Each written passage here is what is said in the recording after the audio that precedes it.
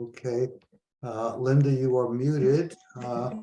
If you want to, and Jane is muted and Delia is muted. Okay, and Reeve is on. It worked. Okay.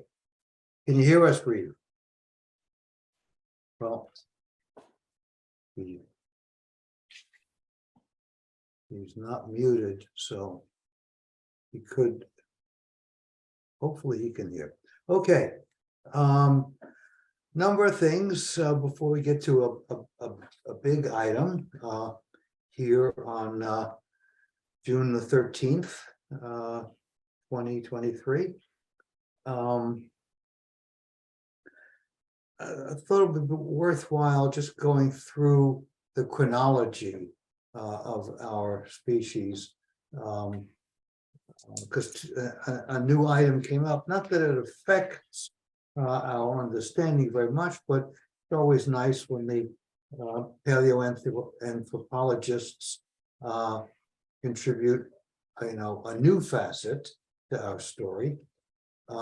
So from what we can make out, the hominin line begins around 14 million years ago. The genus Homo first appears around 6 million years ago. Our immediate predecessor, Homo erectus, the first, the earliest versions of Homo erectus, appear around 1,800,000 years ago. And what has just been disclosed by recent DNA studies is that 1 million years ago, there were two distinct populations of the genus Homo.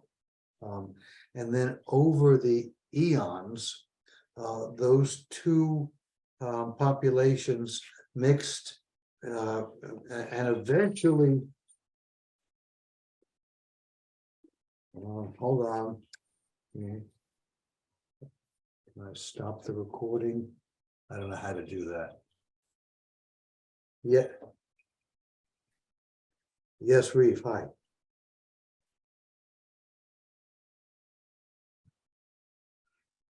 Yeah, well, I mean, you're not muted, so you can speak, but you're not hearing us, I gather. Well, it's the phone. All right, I'll put this on speakerphone. Okay. Okay, so and then eventually these two populations around 120,000 years ago totally merged, and there's only one population genetically in this portion of the chromosome. So that was a new twist. But to get back to the whole story, the Anunnaki arrive 450,000 years ago, more or less. Then sometime after that, there's an enigmatic Homo species that isn't, it's rather different from us. At the Denisovan hominin, somehow that slips in there. The mutiny and the authorization of the laboratory hybridization by Enki and Ninmah, that happens according to the king lists in the texts 310,000 years ago. The first findings, the earliest fossils, the oldest fossils showing that Neanderthals is 250,000 years ago. So there's something approaching 60,000 years between the start of the work in the lab, the house of the breath of life in Sumerian, and about 60,000 years before the Neanderthals appear, which in my reasoning, they are kind of one of the last work in progress versions of Homo. Homo erectus is dying out, and the last findings of Homo erectus are 200,000 years ago. The first appearance of Homo sapiens sapiens, you and me, that's 150,000 years ago. That means that, between the authorization of 310,000 years ago and 150,000 years ago, the oldest fossils, there's a gap of 160,000 years. Now, even if it really isn't that much, and there are fossils that we haven't yet found, and it's only half that much of a gap, the process of the in vitro work in the lab, and perhaps the in vivo work in out in the wilds of Africa, took a long time. So the story in the texts is a condensation, is a way of making it more understandable. Because it doesn't reference in the stories, it doesn't reference the gap in time. It sounds like, well, they got to work and they did this and they did that and then had some mistakes and they produced some weird creatures and then they were done. It wasn't that wonderful. But apparently it took a long time. Lynn, is that Mike, yes. quick, yeah, I just wanted to ask a quick question. It was going by a little too fast for me to write down. The most recent Homo erectus skeletons were found when? How many years ago? Around 200,000 years ago. Now, there may have been some remnant populations that survived a lot longer, but most of them seem to be fading out 200,000 years ago. But it was 150,000 years ago that sapiens. Yes. So that's an unfortunate gap. Yeah. That's a gap also. So there may be lots of undiscovered fossils that were either not yet found or destroyed for one reason or another. I thought actually that Homo sapiens went back even further than 200,000. I think, don't they, every time there's a new expedition, they add another 50,000 years to how old it is. So yeah, well, so that you're not worried about. I mean, you don't want Homo erectus going away, and there being what would have been on the planet then for those 50,000 years? Neanderthal. yes, because they didn't die out until 40,000 years ago. Right. And they were interbreeding with Homo sapiens sapiens around 50,000 years ago. Yeah. Have you done the genetic stuff that tells you how much Neanderthal DNA you have? No, but it's probably a lot, though. I have, and it's a lot. It's kind of shocking. You have more Neanderthal DNA than 98% of the population. I have no idea what that means, but. Did they say how much more than 98% of the population? Like one standard deviation? It's some total percentage. It's a small number, but that small number is more than 98% of the population has. So that's what they give you. That's the information they give you. Yeah. Well, is the population defined as global? I don't know. Good question. Yeah. Now the table that I work from may be a bit dated. Linda, do you recall what the latest news is about the first Homo sapiens sapiens fossils? It comes up so rapidly, and I realize I need a table that's sitting on my monitor somewhere. There's already so many little pieces around the monitor that has the current belief, because it seems like every time I sit down with to look into this for a while, I'll find, this moves the population back 50,000 years of the, If- early if the- population of Greece or whatever. Well, So I that- don't know, but yeah, Well, that would be nice because, the more we can reduce that gap between when the authorization was made by King An and right. first appearance in fossils, that would be nice. Because right now, from what I recall, it's a huge span of time. Well, Um, it's 60,000 years between, you're saying between 310,000 and 250,000. Yeah, years ago. that's the Neanderthals, yeah. So, but you got to figure out they didn't start out with millions of Neanderthals. So, and some of these other species that show up that are very localized. I mean, if this was them creating these different homos at that stage, you wouldn't expect to be finding most of them. I mean, the numbers are just too small. Yeah. But yes, but there were just more and more keep getting discovered, little variants. Right, but I think what the capacity to sequence DNA from these old samples, which still blows me away, is going to tell us a lot about where they came from and who they were related to and how they got there. Yes.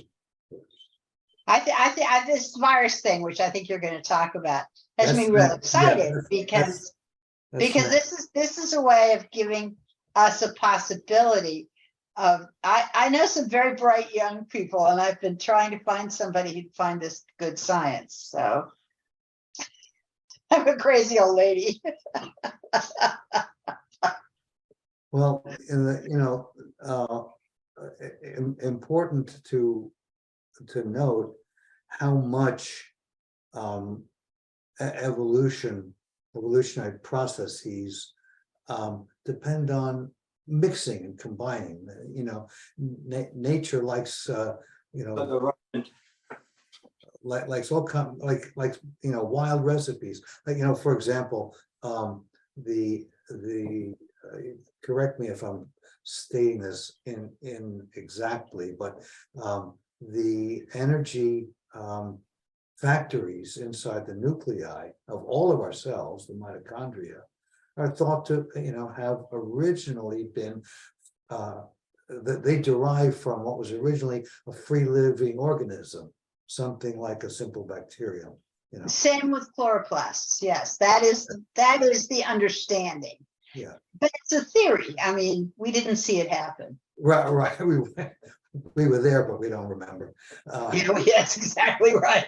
That story of my life. So Linda, pointed out about recent stuff that's showing how much viral DNA is in us. The human genome is about 8% viral DNA, and the viruses have a big role in bringing about change, in alteration of the sequence in the genes. Well, and the theory is, of course, that happened naturally. Yes, well, it happened naturally in the, for a while. For like in the development of the placenta in certain early reptiles, that the development of the placenta was very much virus mediated. Well, that's the idea. Yeah, that's what it looks like. Yeah, we weren't there, but it looks Again, we weren't there. it looks that way. Yeah, it looks that way. And so Linda's floating the idea that if viruses have this facility to be active in restructuring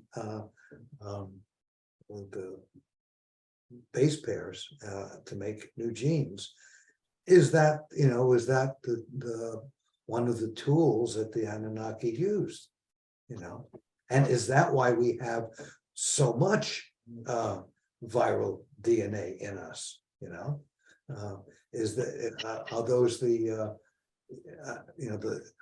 the marks, so to speak, of their tools.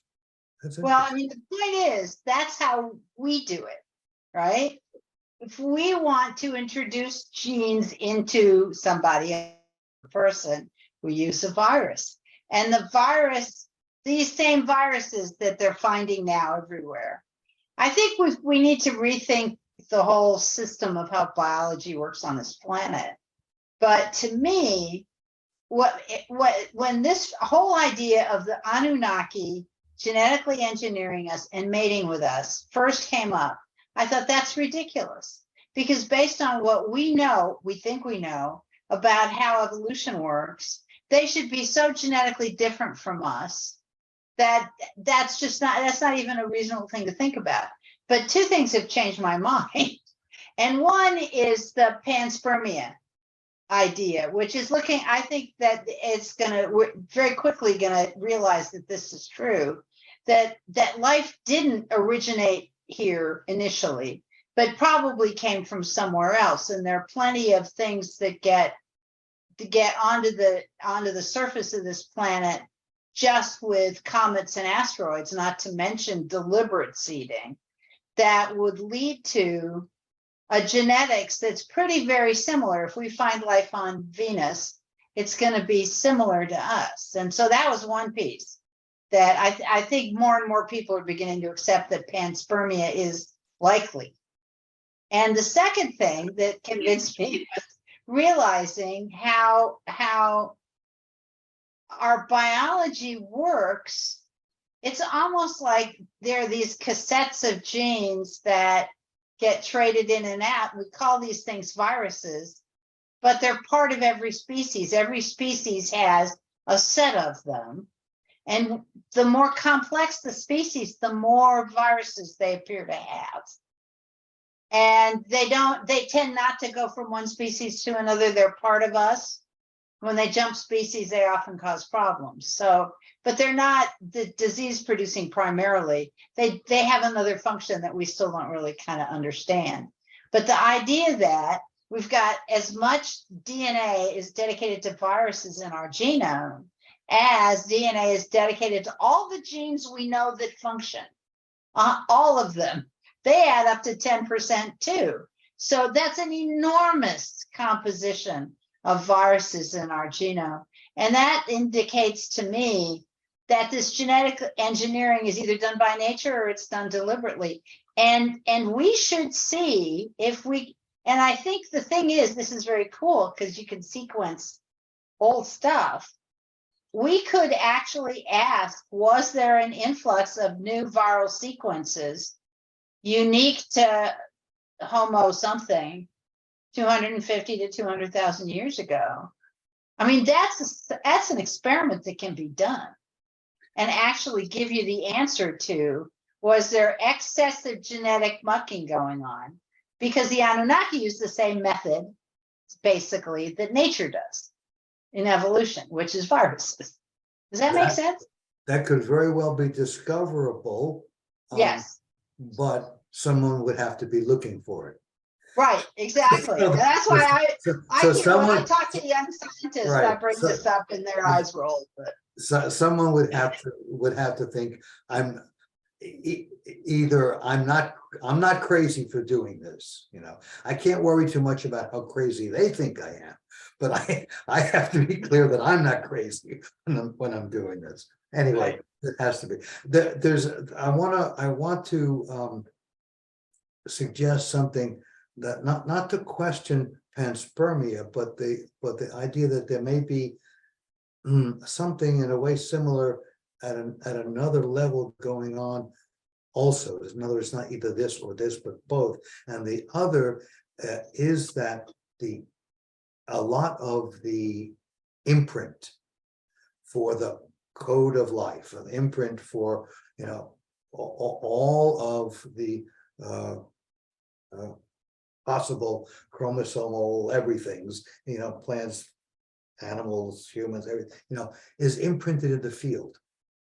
And that the field, can recruit the necessary molecules to build, so yes, there can be transport with meteors or purposeful, but there can also be the recruiting of the needed molecules, because of the vibe in the field. So both are possible.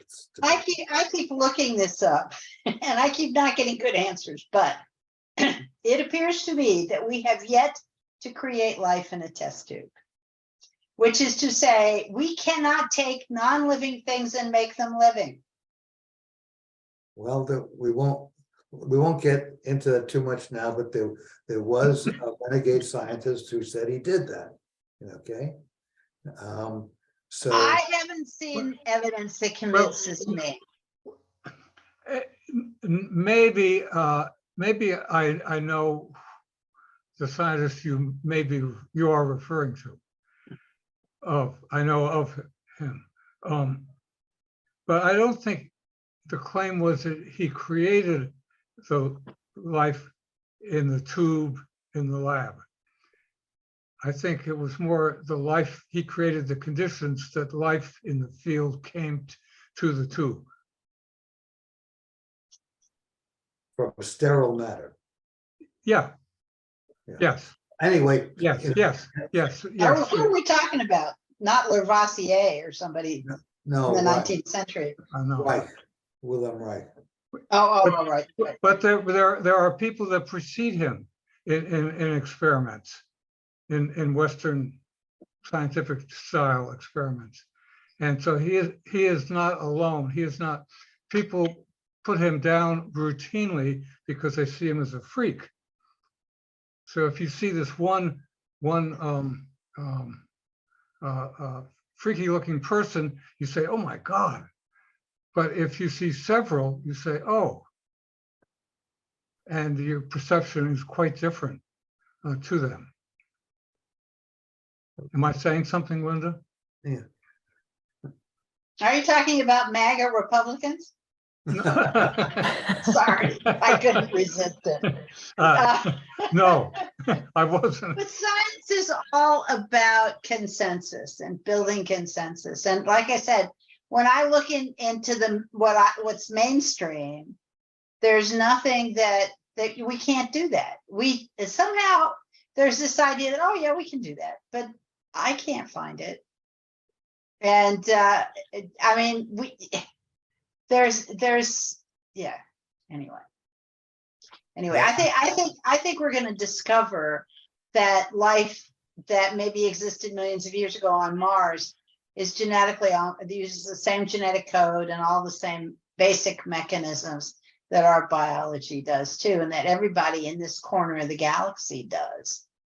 And that's going to be a problem for us. It's going to take us a while to take that in because I mean, that makes the most sense to me. They found living stuff on the outside of the space station, guys.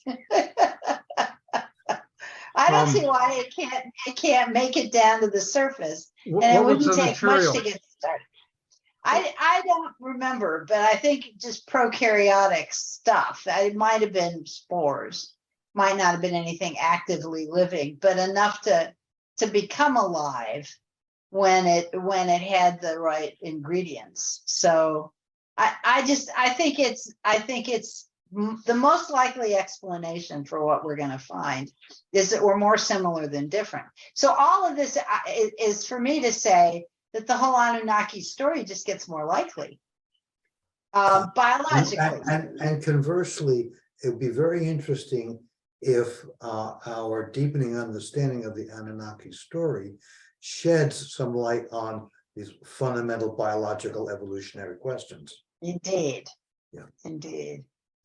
Okay, but so from what I'm hearing, there's still a major difference between the Anunnaki story, which is more in line, Linda, with what you're talking about compared to true kind of old-fashioned definition of abiogenesis. The life from not life. I see Yeah, what you're. that was kind of a side issue. But Okay, but okay. it's sort of yeah, I'm not quite sure why I was focusing on that, but just the idea that, and the idea that biology is really more, I mean, you think I'm me, my biology is this DNA, but in fact, my biology is determined by the DNA of all the microbes inside of me and any microbe I might come in contact with that has the capacity to settle in, you know? Absolutely.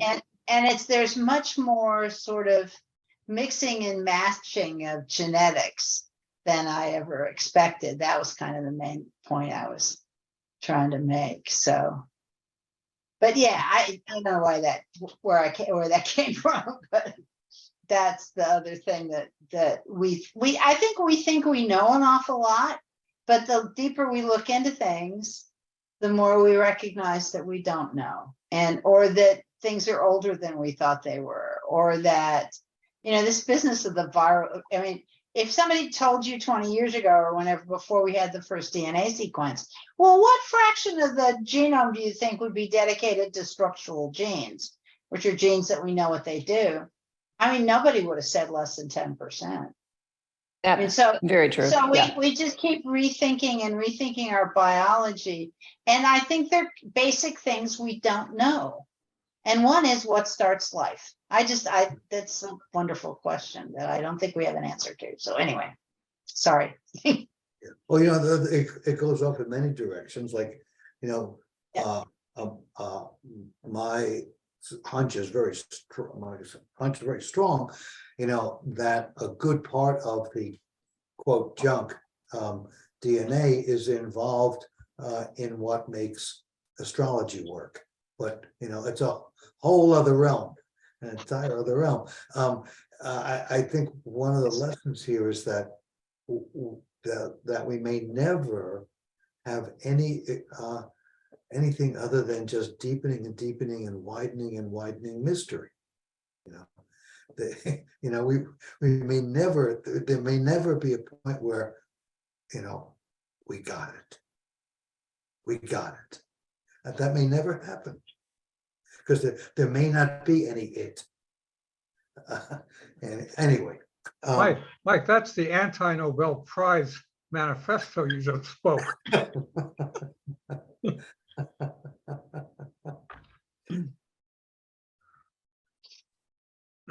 well, we have to remember that Nobel made his fortune by blowing up things. Right. Indeed. There was an article that I saw, and it's not particularly earth-shaking, but it's, you know, it's a question that I kind of like, you know, and you know, the question is, how come we don't have any fur? You know, look around, you know, all the other mammals got hair, you know, and we don't, you know. And there's quite a range of theories, you know, all of them speculative, no, you know, nothing very convincing at all, except one, which is, you know, is considered an outlandish theory, which is the aquatic ape hypothesis. You know, that way back when, you know, we shed our fur when we were adapting to a marine life, you know, and because of the friction that's involved in moving through water when you've got a lot of fur on you. Where that falls apart is that the other species that we know of that went from land to marine life and back to land left very, very clear fossil record of these transitions. And that's the elephants and the hippopotami. Now, and so the aquatic ape hypothesis never got going because even though there's abundant physiological behavioral evidence supporting the theory, there are no fossils. And if it really happened, there should be in areas that were warm seas, there should be fossils. I see a question. Yeah, how do you know that a fossil was aquatic? Well, I'm not expert on it, but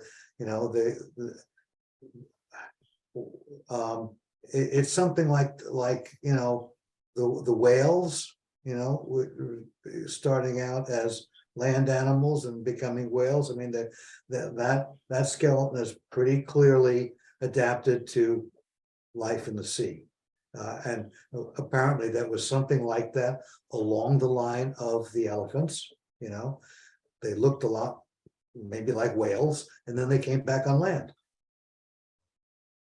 Okay, So- okay, so you've got a sequence that shows adaptations for water and then adaptations for back on land. Right.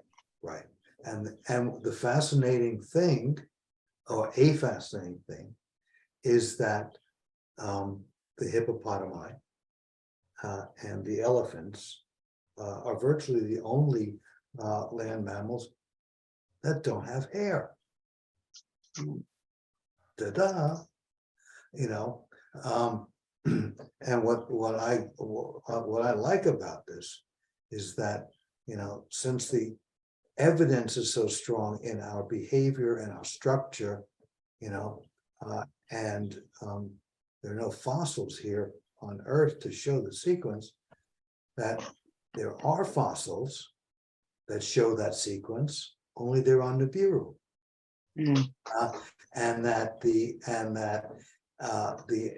marine adaptation that is in us comes to us from the Anunnaki, and that their ancestral line went through those two transformations, land to water to land, when the planet was the third rock from the sun before it was ejected. So in other words, our hairlessness is a roundabout confirmation for the Mesopotamian tale. Yeah, I like that one too. It's a little stretch here, a little stretch there, but it's the one. It's an interesting part of the jigsaw puzzle. Yeah. So there is currently no consensus on why we have no fur. That's right. It's competing. It's an competing anomaly. ideas. Yeah. Yeah, it's just a stated fact, an observation. Yeah. Well, and that we have an affinity for water, which a lot of primates have an aversion to water, right? Almost all. So, I mean, there are some exceptions, but yeah, that's unusual too, so. Yeah. The only primate that likes water is the bonobo, and they are very much. They're like us in a lot of ways, actually. Mhm.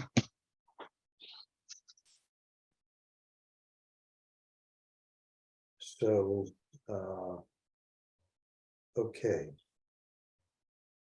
Well, to the big question, and I've had this, tossed my way, from the very beginning, which is, okay, how is this story, going to make a difference? How is it going to change anything? I mean, if somebody's being provocative, they say, so what? So what? Yeah, big deal, So first we have to consider what it means to talk about the awareness of the Mesopotamian story, And one way to think about it is how does it land? And I see like this is an oversimplification, but a 7-point distribution of attitudes. Down at the bottom, you might say, are those who say when they encounter the story, they get enough of a report to, that they're hearing what's being proposed. They say that's totally false, ridiculous, impossible, couldn't possibly be. Complete rejection. Okay. And for the most part, those would be the people who are orthodoxly religious or scientific. It just grates against what they think they know, what they believe. Okay. In that camp is also probably the confirmed skeptics. Those who those who won't accept anything. Then one step up, you might say, or one step from there, are those who say, well, it's mostly false. I can't say it's totally crazy and totally wrong, but to me it feels mostly false. Then there'll be people who, at least at first hearing, they'll say, well, it seems somewhat false to me. I don't know. It's more false than true. Then another step in the direction of acceptance are those who can't decide. They're neutral. I don't know.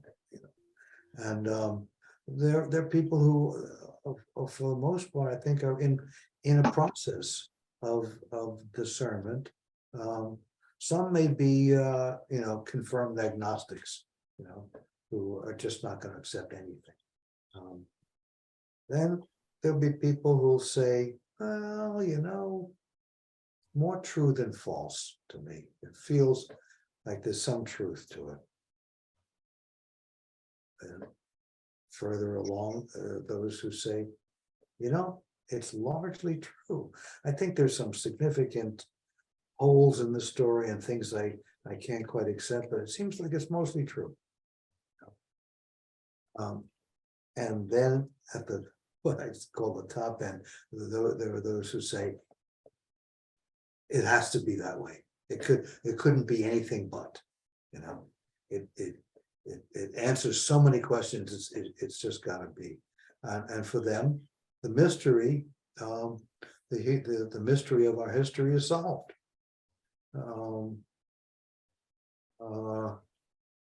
Some of them will be just confirmed critics of established thinking. Some will be, unfortunately, a new breed of true believers. But most of the people who are there will be, their big questions have been answered by the tale. So, it's not a simple thing to say, well, if people know about it, there's going to be a whole range of attitudes. My experience, when I bring this up to people, no matter how carefully I introduce the concepts and where the information came from and all that, I get number 7, maybe 6 every time. Oh, you mean at the high end of acceptance? No, at the high end of that's ridiculous. Oh, the other end, you get 1 and 2. I started out numbering from Either 7. way. So. Yes, we've got the opposite. But yeah, right. I get, actually, no matter how hard I try, when I finally deliver the sentence that has ancient aliens in it, they laugh. No matter how hard I try to be serious about it, I get laughs. So I just, yeah. Well, the problem is you're speaking with people that are older than 6 years old. Older than 6 or Yeah, yeah, older than 6. Yeah, that could be too. That could be too. I think this is something that has to grow on you. I mean, it's growing on me, and that's why I think it's such an interesting question. Is how does, I mean, making the assumption that our societal reactions are sane. How do we use this information to grow and change and get better and stop destroying ourselves? I mean, that's kind of my thought. It seems to me this is a kind of 12-step thinking. But the thought is that when you face the truth about yourself, when you really see the truth about yourself, when you're willing to see your own history, you begin to change. And it seems to me on a societal level that that's possible, given this information. That could be triggered by this information getting into the common thinking about who we are and how we got here. Well, let's jump right into one of the main versions of resistance, and that is in organized religion. So I'm gonna quote from whoop, it's not showing up on the screen. Yeah, Yes. from this group, Evolution. Yes, this book. that book. Okay, so religion has at times magnified the tragedy of the human condition. Can the Mesopotamian tale help bring about changes in belief and practice so that in the future, religion will never increase suffering, only reduce it, and not be an obstacle to understanding our origins,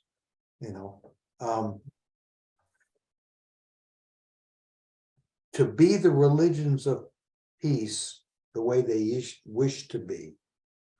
The monotheisms need to see that their tendency to think of the one, the universal intelligence, as a being, their tendency to see the one as a being perpetuates the self-serving manipulations of humanity by the lofty ones. Yeah. Until the monotheisms cease over personifying the divine, there will be no permanent reduction in mass violence in the cultures they dominate, only pauses. Knowledge of the Mesopotamian tale can facilitate that fundamental change. Christians could release their fixation on Father and Son and focus on Holy Spirit. Their faith's practices could become more like its Quaker and Unitarian Universalist offshoots. Jews could give Ruach, the holy wind, the attention that Yahweh has always received, and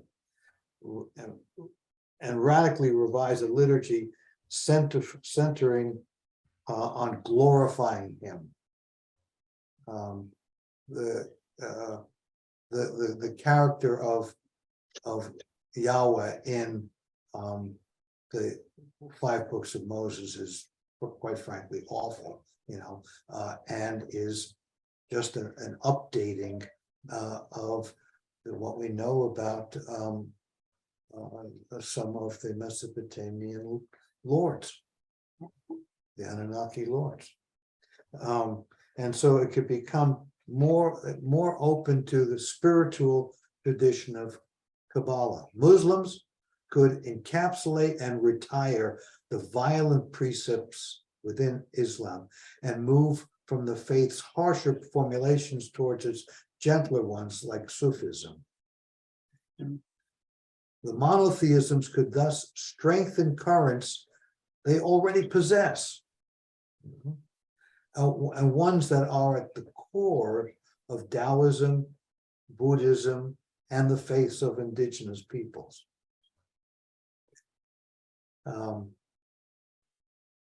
It may turn out that the most important interventions serving to liberate humanity from our tragic condition will be the ones that undo the way Judaism, Christianity, and Islam keep our devotion to the olden gods alive through their personification of the divine. Our original devotion having demanded and rewarded service in war to violent deities. When the Dalai Lama says, "My religion is kindness," he reminds us that the usual trappings of faith can be replaced with practices flowing directly from love, our primary subjective experience of the divine. Though our concept of the one was distorted by those who misled us, the Anunnaki lords, our inherent awareness of source was not lost. When the false concept of divinity, once imposed upon us, is seen as the distortion that it was, it'll be easier than ever to rid ourselves of all the tragedy it has produced.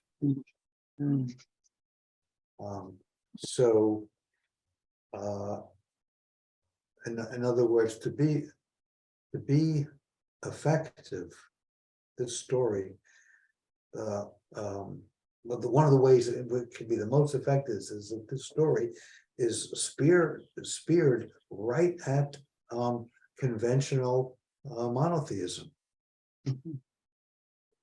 Saying, you're acting as if, excuse me, but you're acting as if the gods are still around and we have to obey them, in the way we did then. And at least the gods of the Old Testament were jerks, right? Yes. Which has always confused me from the time I was a small child. I'm thinking, wait a minute, there's something wrong here. Yeah, I mean, if you take it apart, the story is so clear, in Genesis and Exodus and Deuteronomy, that on the one hand, the worst thing in the world that you can do is to pay any attention to the olden gods. You do that, and there's anything can be done to you if that's where your attention goes. Right. Instead, you have to pay attention to our updated version of the olden gods. So those were just the rulers of that city. They ruled that city. They ruled that city. Here we got the ruler of the universe. But it's the same deal. Yeah. Anyway. Hey, I've got actually a background, perhaps more geographic question. I understand what the central tenet is in terms of Christianity and religions today and things that I'm considering more in my neighborhood, in my country.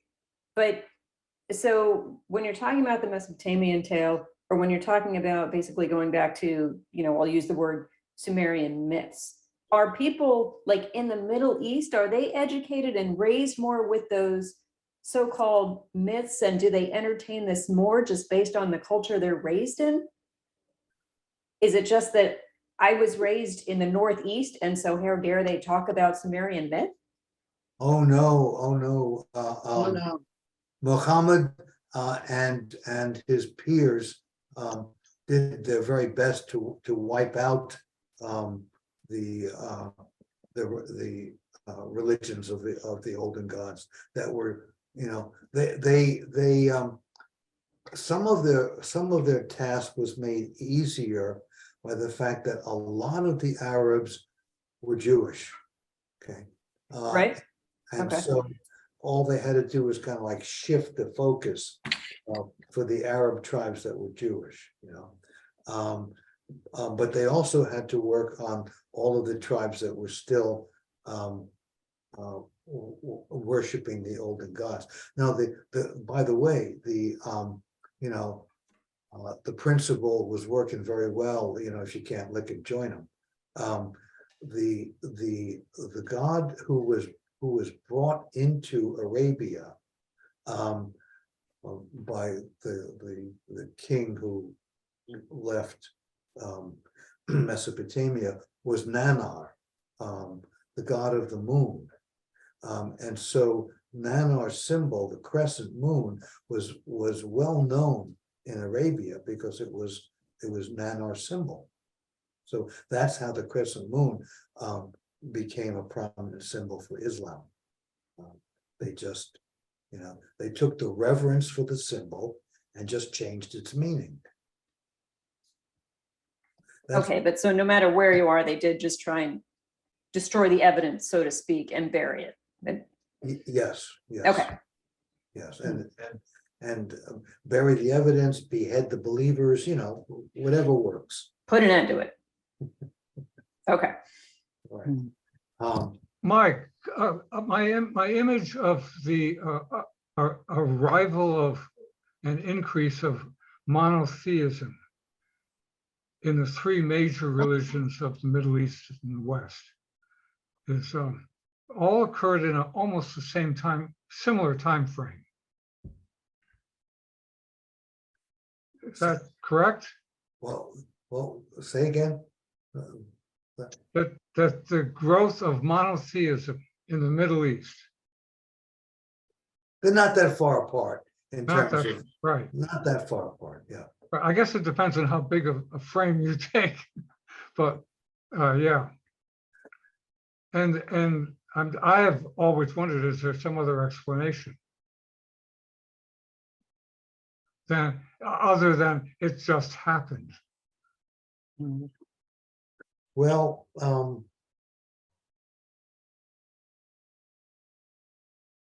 something had to be done. As the actual olden gods were fading out. Mhm. So it's related to when they left. Something had to be done. Yeah. Most of them left, and then the remnant of them left, there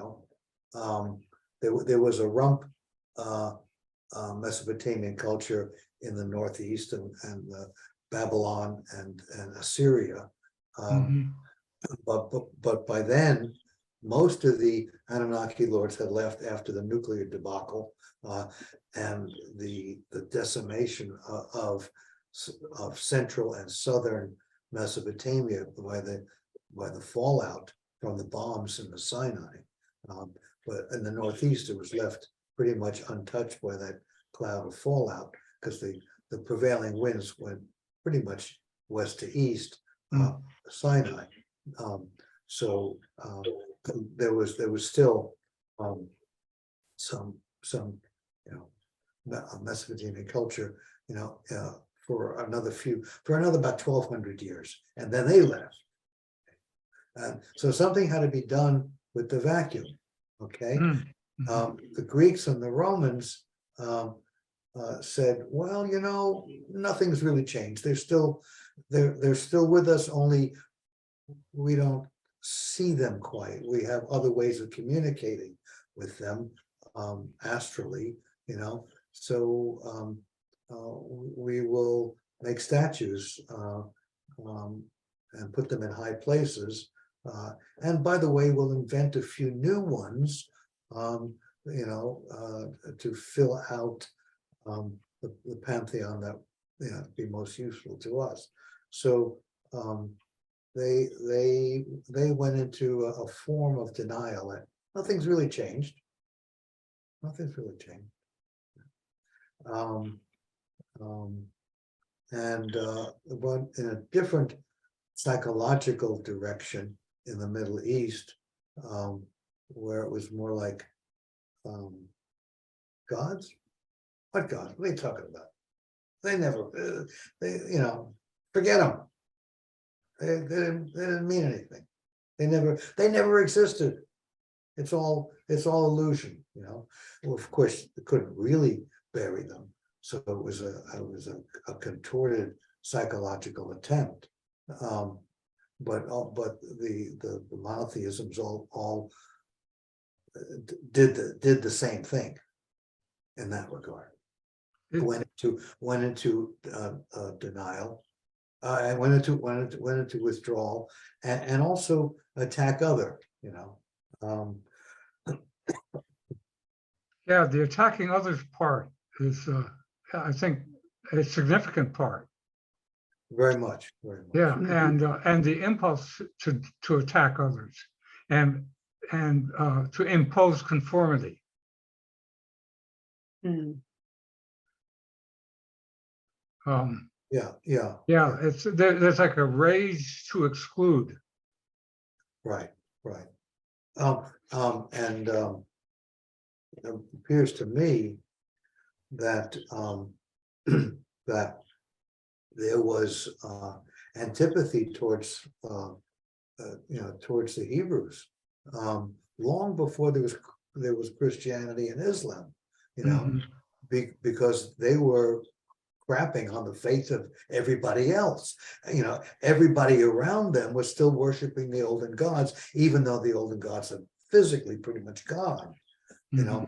They were still being worshipped in idol form, you don't make good friends by calling everybody else's religion garbage. Linda, So yes. isn't this when the gods were leaving and we were desperate to have somebody to worship? My understanding is that's where royalty came from, that there were these hybrid people who had been sort of elevated by virtue of being half genetically Anunnaki and must have been bigger or taller or something. And that the focus on we've got to preserve this bloodline and worship these people, what sort of took over after the gods physically left. Does that? Yeah. The human or the demigod elites were always working in concert with the gods, who might be there, might go off on a holiday, and so they cooperated, and the kings ruled in the name of the gods, Right. and they copied their style very much. Okay. So when the gods were gone, they just stepped into the void. Mm-hmm. Yeah. There's a whole in the book, that whole sequence of events is delineated. But yeah, they stepped into the void. Right. Now, back to how the story will make a difference. Well, here's one aspect of it, and it relates very much to what we're talking about. Anybody who says, well, this makes sense. I get how easily this could be true. Once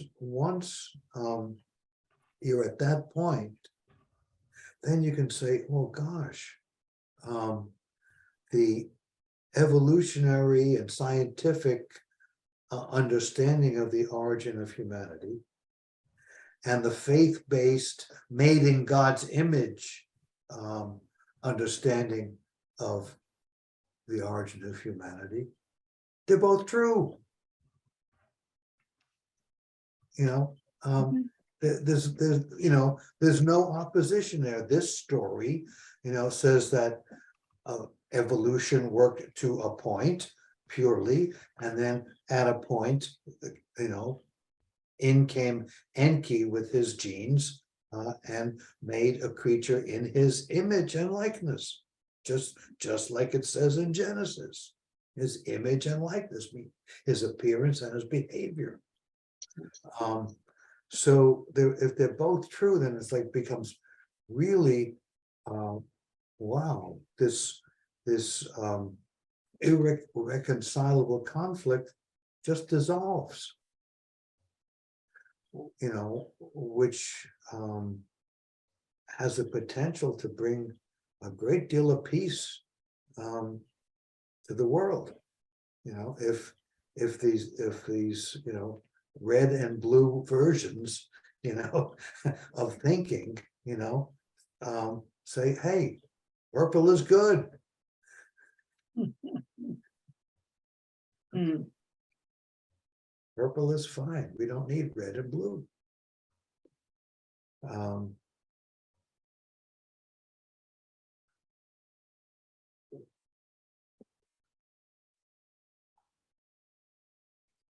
I have a question for Linda. You do some expositions, mini presentations to people about Mike's work. And do you ever find any agreement? Well, I don't do it really formally. I just, because it takes a little while to get to the I punchline. know. I It's hard to understand. it's hard to get through the whole story. Oh, at no, dinner yeah. time. Are there any points where there's some agreement? But I have people that are somewhere between four and five. I think I've got Mike's numbering right, where they're gone, oh, well, if she says it, maybe there's something to it. Right. And they start thinking about it. Because the point I always make is we have at least a million tablets that still exist. And because of, it's the Rosetta Stone, right? Because of the Rosetta Stone, we can read them. Is that right? I don't think the Rosetta Stone was particularly helpful with the cuneiform. Is that right? But we can translate it. I mean, we Yeah. couldn't for a long time, but we can now. Pretty well, yeah. And I'm sure there are questions about what the word God it really means and stuff like that. And because we were dealing with language, which is, easy to misperceive. But There's- nonetheless, this is the story that the Sumerians tell us. Yeah. And why wouldn't we listen to it? Why wouldn't we credit it? That's the argument that I find people go, oh, yeah, I guess you're right. There is room, I mean, there's room there for some legitimate debate, because, translation of languages that are long dead, there's as much art as science in Right. bringing forth a translation. One of the things that I find like most amusing is that Enlil, Lord of the pronouncement, Lord of the command, okay? In Sitchin's translation and in others, understand it that way. But Enlil is more often represented as the god of the wind. So, okay, so when you speak, you're just, hot air, is just wind. Or another confusion is Inanna. She's often translated as Queen of Heaven because An means heaven. But another translation, this according to Sitchin and others, is Inanna is beloved of An, and An was the king of Nibiru, and it was an epithet, and he was referred to as the heavenly one. So she's beloved of the heavenly one, but you could also say, well, I mean, she's the queen of heaven, Right, So- of course. okay? So, there's lots of wiggle room there. Well, I just had to Google it. And according to Google, the Sumerian tablets were first translated 150 years ago.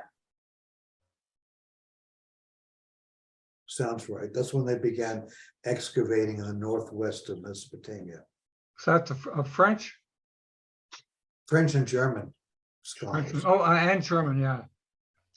Well, there is now a book you can buy from Amazon that tells you how to read Sumerian tablets. I better get that. Well, I just, because the point that Google made immediately was we can read them, we just haven't bothered. Because there are 500,000 or 1 million of them that have been excavated so far. And there's a lot more we know are out there, we just haven't dug them up yet.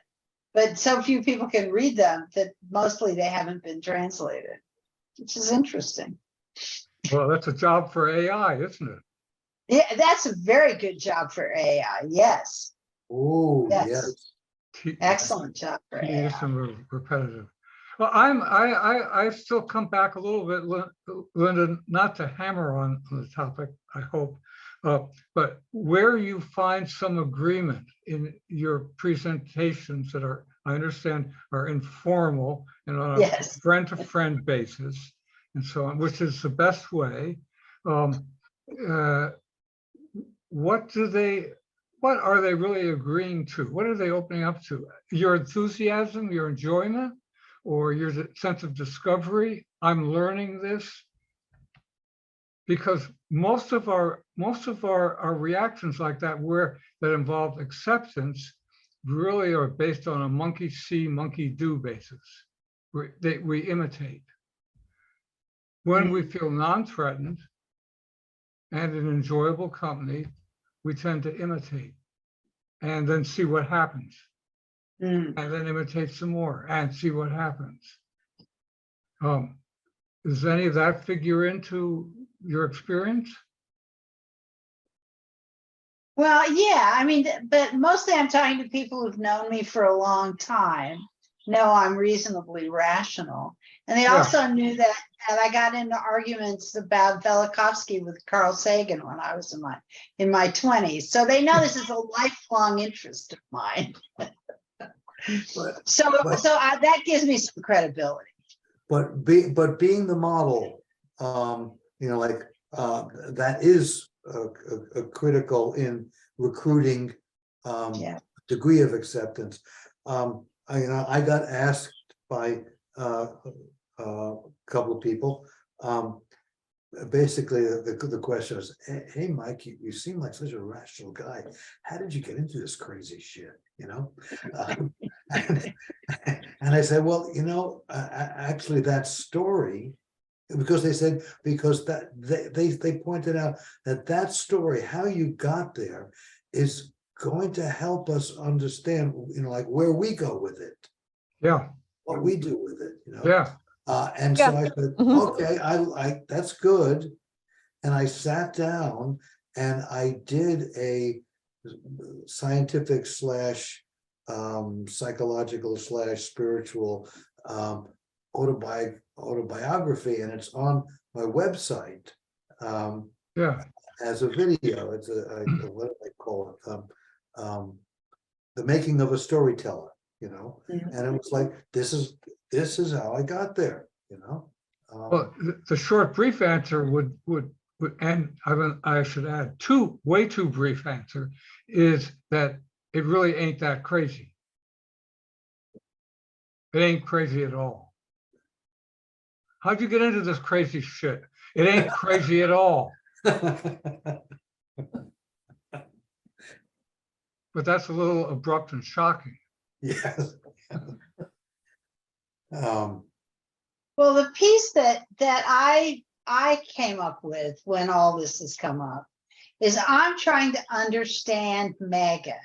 I'm trying to understand why I can understand frustration. I can understand not having the avenues to make life better for your kids than it was for you.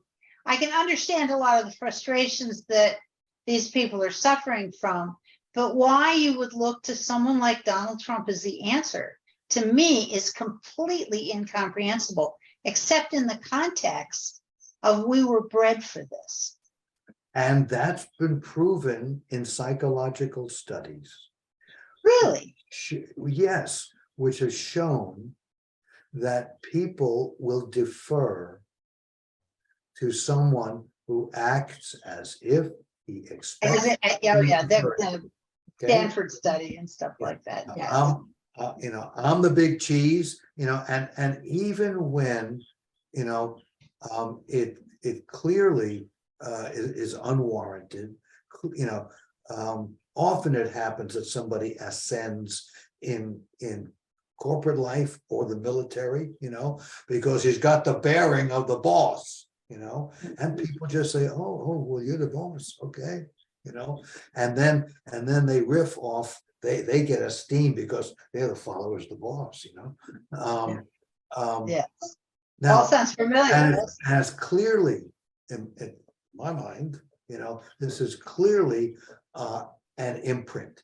This is a gift of the Anunnaki, who wanted us to be this way, because it is such a dysfunctional aspect of social functioning. It Yes. could not possibly have been naturally evolved, because any society that operates this way is heading for disaster. As are we, yes. As we are. Yes. But on a small scale, when you have a CEO who doesn't know squat, or a general who's doesn't know anything, you get economic crash and you get blood all over the field. It clearly doesn't work, and yet, Well, history proves this over and over and over again, right? That this doesn't work, and yet we keep going through this every 80 years craving for some authoritarian asshole, and which is so counterproductive for a species. And this makes it make sense to me, and that's the reason I bring it up with people. Not to work against that thesis, but closer to home is our own upbringing. And we imprint, usually first on mom and her behavior, and secondly on dad and his behavior. And, this is your field, Mike, but don't a lot of people have lingering associations with mom and dad? Yeah, well, there's some political psychology understanding that the conservative mind is based in a child's experience that daddy knows best. He's got the rules, he knows, or mom, and the left-leaning side is they're fucking crazy. They don't know anything. And they have that attitude to it. Anyway, that's oversimplifying, but here's another side to it, which which we should get into. Well, we still have some, and that is, the way I put it, in Evolution Diverted, is what models do we have for bringing about broad, swift change? Good question. Okay. In the 13 British colonies of North America, a new awareness began developing around 1730, led by itinerant preachers. Called the Great Awakening, it was a spontaneous, non-doctrinal movement lasting more than 2 decades. It created a national consensus in spirit, binding people in a common, elevated view of human nature and societal purpose. Its leaders proposed to meet the social and spiritual needs they sensed, and did so in a manner that prepared the populace for the political and military upheaval that would bring about a new kind of nation. One in which the government derived its authority solely from the people, a government meant to release its citizens from the pattern established by the gods and the kings who had served them. Mhm. Nothing like the Great Awakening had ever happened. It was as if it sprung from the very ground.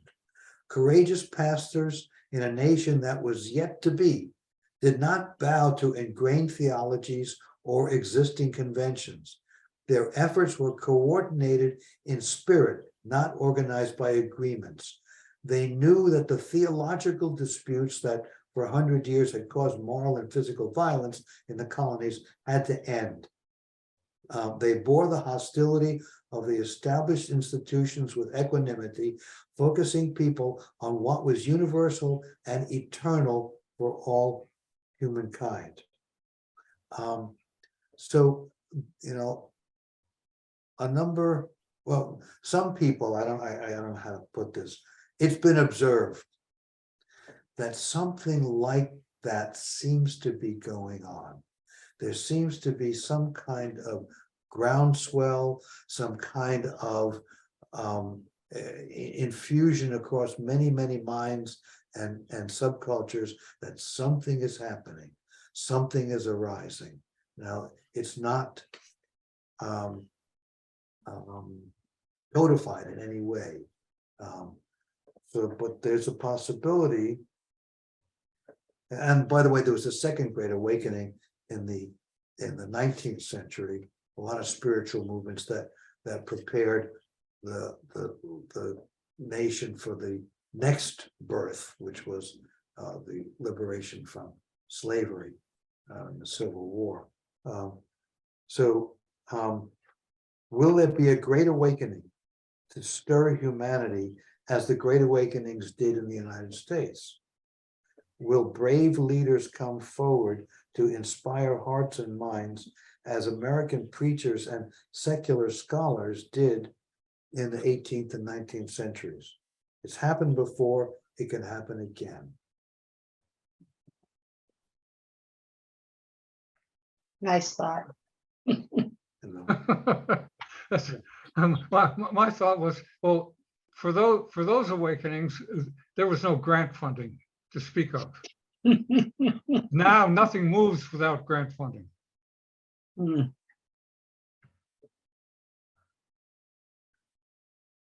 That's oversimplified. Yeah.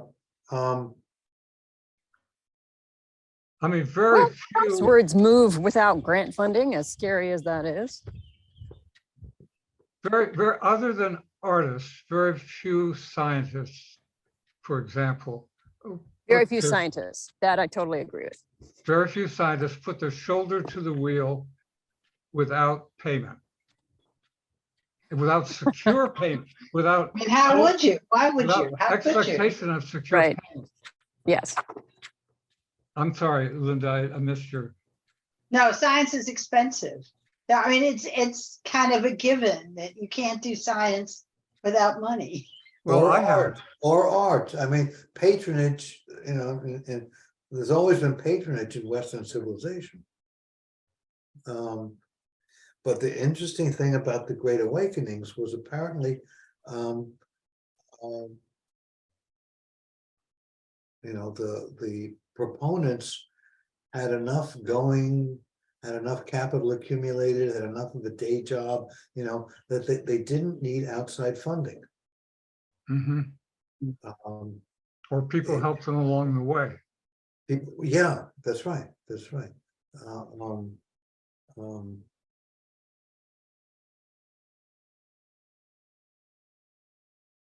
Well, if people helped them along the way, it was because they sympathized, no, better, they accepted the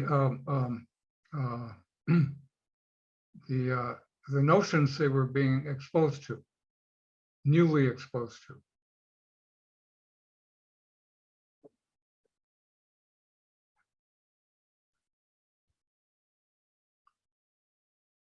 So Mike, do you think that a movie can take the place of an itinerant preacher? That's the pitch. well, um, uh, yes. Yes, that is the hope, isn't it? Yeah, and I think the way that has been prepared has been going on ever since um,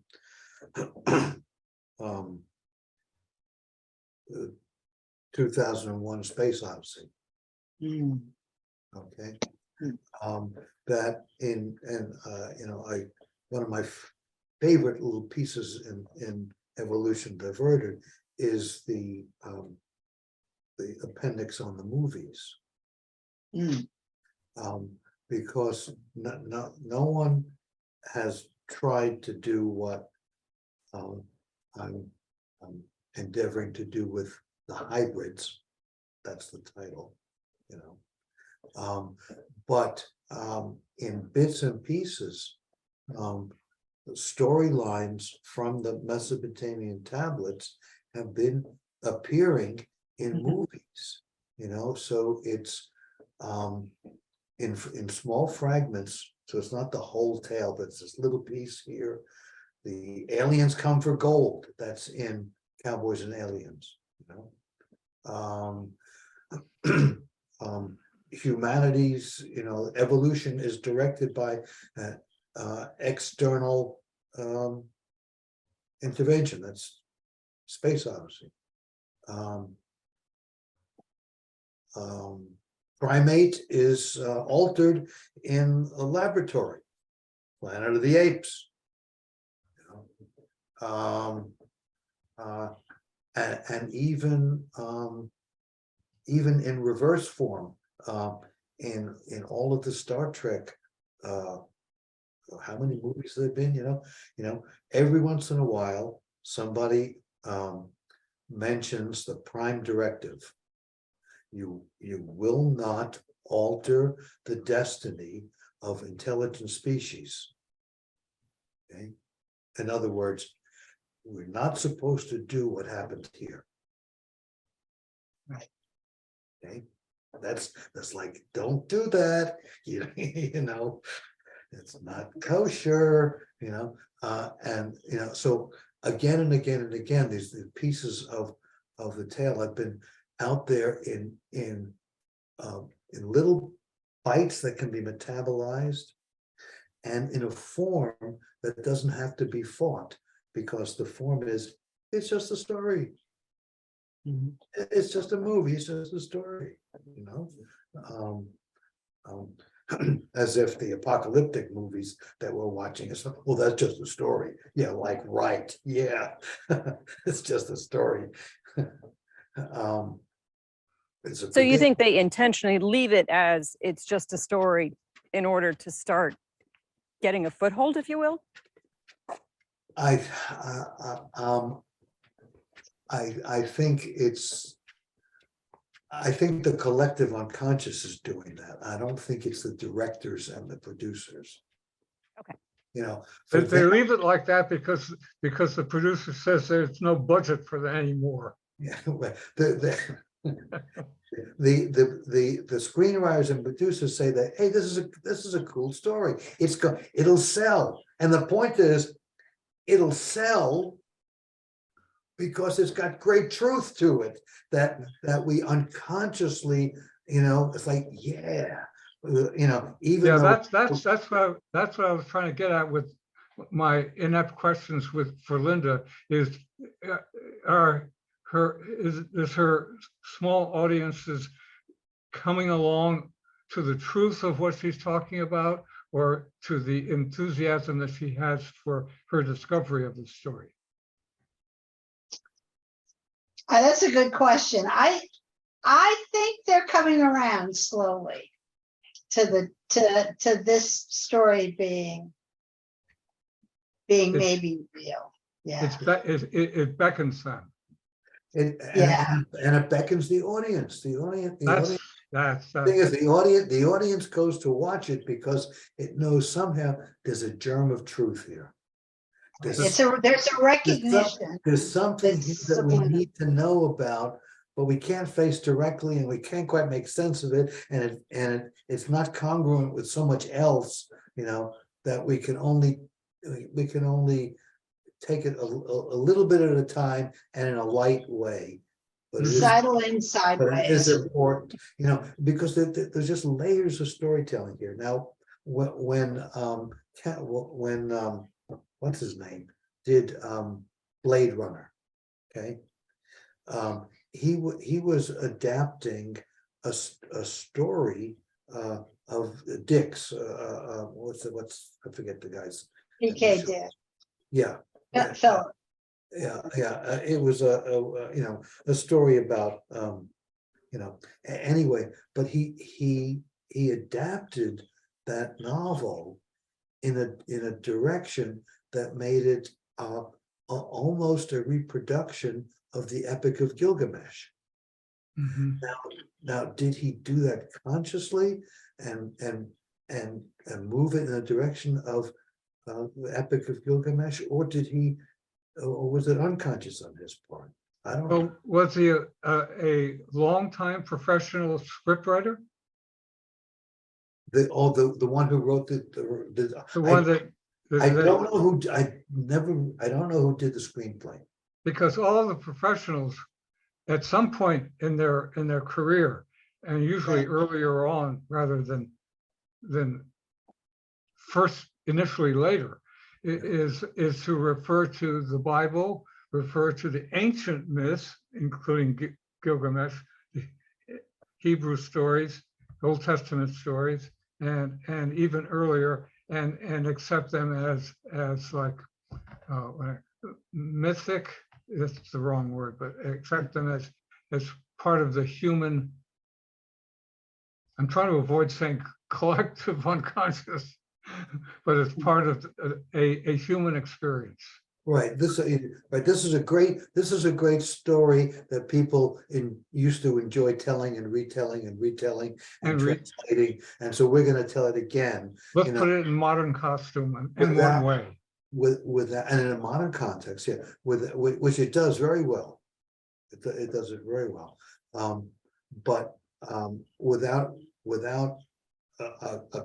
any conscious glimmer that, wait a minute, this story is really founded on something that actually happened. There really was a flesh and blood king of Erech, who went to Lebanon and witnessed rockets taking off, because he wanted to take off also, because he wanted to go visit Nibiru and get eternal life, because he thought he was entitled to it, and like it actually happened, just like in the story.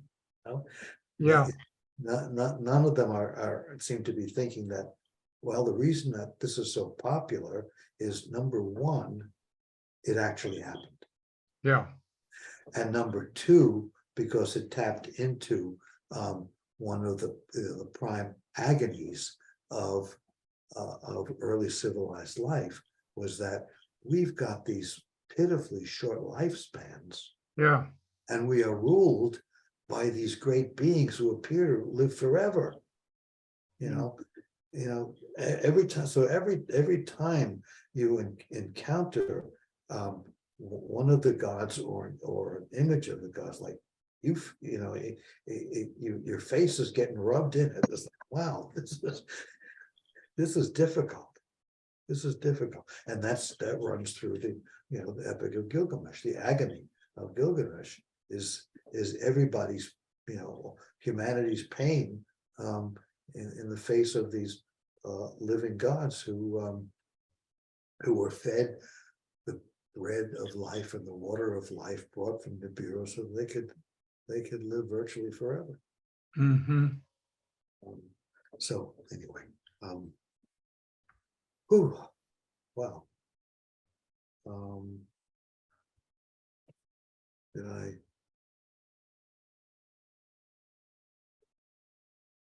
Now here's maybe a last piece, and this is psychologizing on my part. I'm not. This is the way I see it. I haven't really read this anywhere. Maybe there's something to it, and that is there are some kind of grinding, almost universal discomforts in humanity. One is, who am I? Well, what's going on here? I don't. Why am I? Who am I?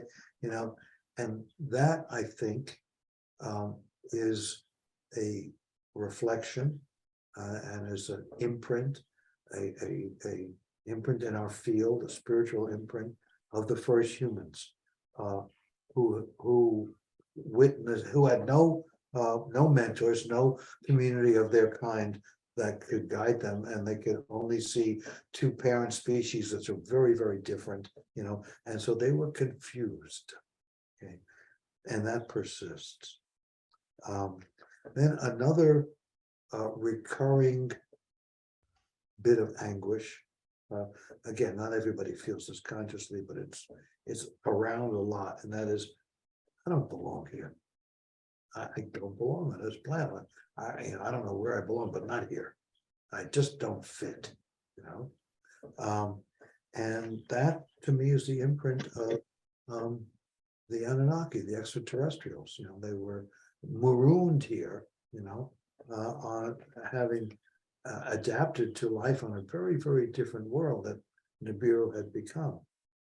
And then there's a third form of conscious trouble, and that is I'm inadequate, I'm overwhelmed, I'm inferior, I'm that's Homo erectus, you know, in the grip of the Anunnaki that are manipulating him, her, you know, but also that consciousness also remembers an ideal life. Hang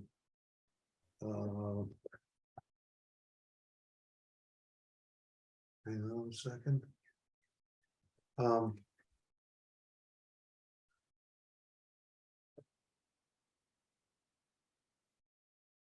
The literature of the monotheisms, which are grounded in the Hebrew Bible, when telling of the fall of humanity from an original state of grace, speak of a state as one of harmony, love, innocence, and balance with nature. What they're describing through the fog of amnesia is the existence of Homo erectus. So there's those three forms of fundamental identity and consciousness. If you get to the point through the acceptance of the Mesopotamian story of saying, well, yeah, it's understandable that I can be caught in any one of these three quandaries, they become more acceptable forms of discomfort. There's nothing really wrong with feeling that way. It makes sense. It makes sense that I have that deep discomfort. And hopefully then those three voices can be acknowledged and can begin to coexist more than they ever have.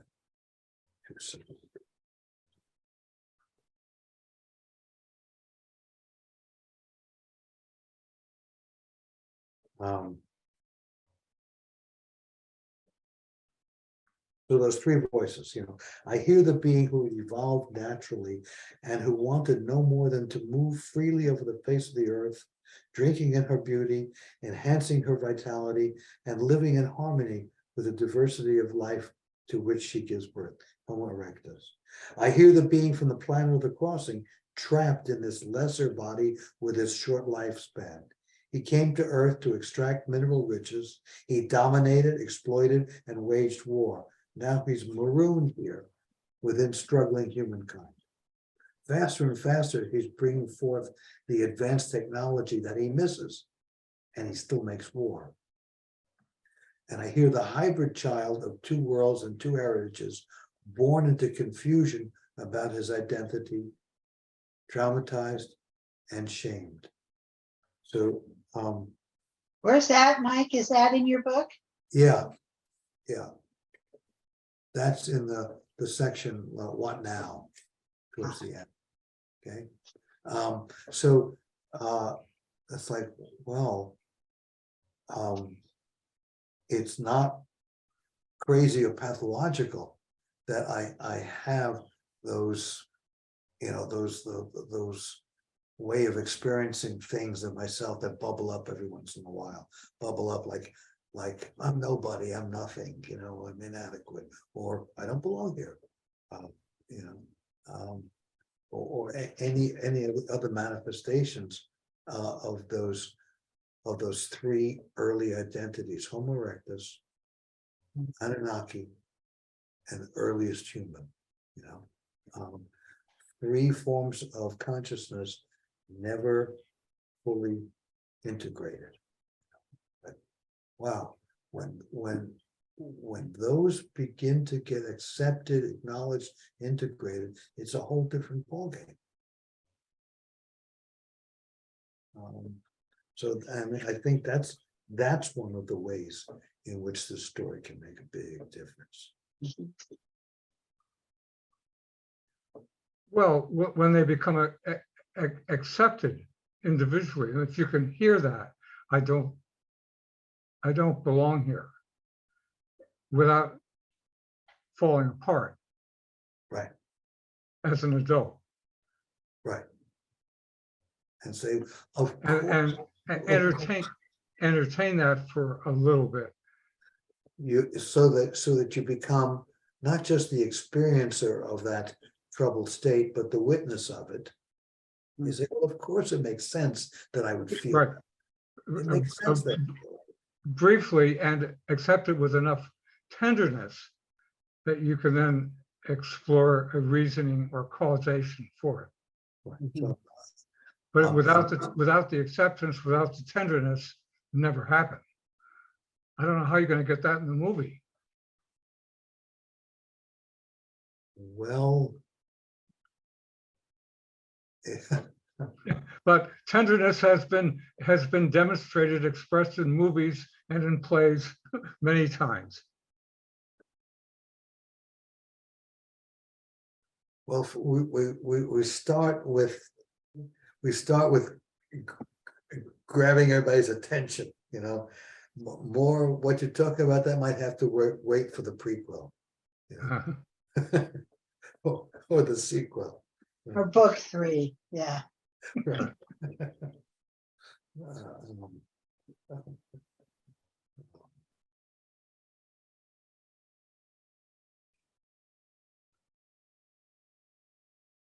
Is there a this may be too early, but is there a major overall theatrical impulse yet devised for the envisioned for the movie, this movie? I mean, you said you're going to grab their attention. Okay, that's the theater. What's the question? Is there an overarching major primary theatrical impulse that will be demonstrated in the movie, as the movie, that the movie demonstrates?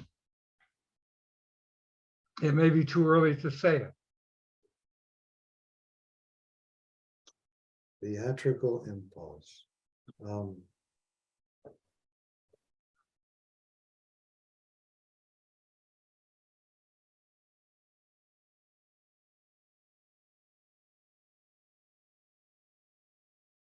I don't know if this answers your question or not, Jim.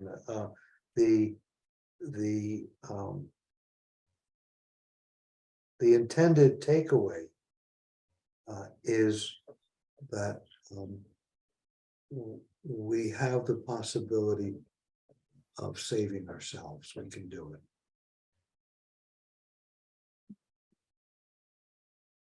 We have that potential. So it's a solution. It's possible. It's hope. Yes, it's hope. There is reason to be hopeful. Hope goes a long way. These days especially. Speaking of hopeful, Mike, how's the screenplay scenario going? And very soon, in a matter of days, I'm going, my producer buddy, David, first name, is gonna start searching for the right screenwriter to turn the story into a better screenplay. We're talking about a couple of days here, a few days. Well, they're all out of work at the moment. Yeah. Well, Can anybody? This is a bit different, but although because it's an individual contract, nothing to do with the studio. I mean, but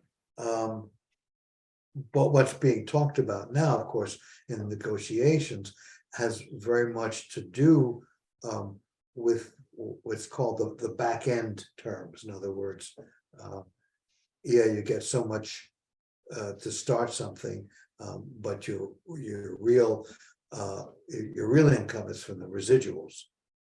Okay. And so what the kind of structure is a pretty generous back end, although, you know, what's really going to nail the screenwriter will be, wow, this is the story I want to write. Yeah, you gotta find the right person. That's, you know, so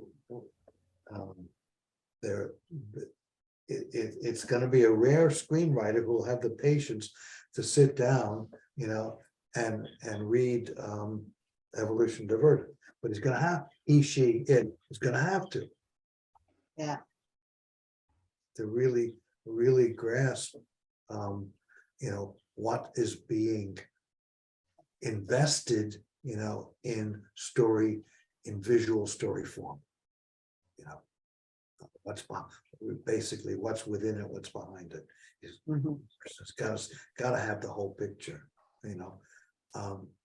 I think that's you know, I mean, it could be that someone could just be, you know, such a great storyteller that it, you know, doesn't have to, that in other words, he connects unconsciously, you know, with the purpose. That could be. So I'm not going to be, I'm not going to insist, you know, on a reading and a multiple choice test afterwards.